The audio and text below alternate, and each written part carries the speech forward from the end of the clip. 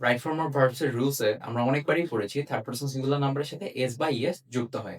তো আমরা যদি না জানি থার্ড পারসন সিঙ্গুলার নাম্বার কোনটা, প্লুরাল নাম্বার কোনটা, ফার্স্ট পারসন সিঙ্গুলার নাম্বার কোনটা, ফার্স্ট পারসন প্লুরাল নাম্বার কোনটা, তাহলে কিন্তু আমরা ওইটির সঠিক আনসার করতে পারবো না। তো এখন আমরা এই চার্টের মাধ্যমে খুব সহজেই দেখে ফেলবো যে কোনটি কোন পারসন এবং একই সাথে কোনটি কোন নাম্বার।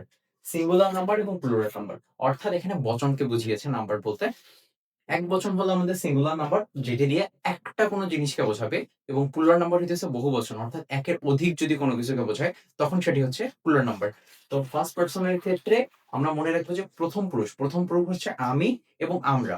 আমি অর্থ হইতেছে আই, আই হচ্ছে ফার্স্ট পারসন সিঙ্গুলার নাম্বার এবং উই হচ্ছে ফার্স্ট পারসন প্লুরাল নাম্বার। একই সাথে সেকেন্ড পারসন হলো দ্বিতীয় পুরুষ। দ্বিতীয় পুরুষ আমরা একটাই মনে রাখবো, দ্বিতীয় পুরুষ হচ্ছে ইউ।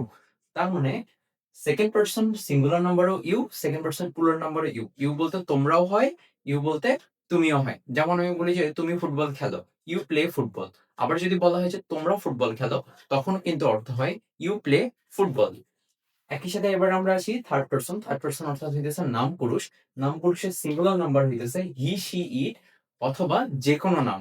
অর্থাৎ আই, ইউ, উই, ইউ, দে বাদে বাদবাকি যা কিছু রয়েছে সেটি কিন্তু হচ্ছে আমাদের থার্ড পারসন সিঙ্গুলার নাম্বার। হতে পারে রহিম, হতে পারে করিম, বিভিন্ন ধরনের নাম হতে পারে।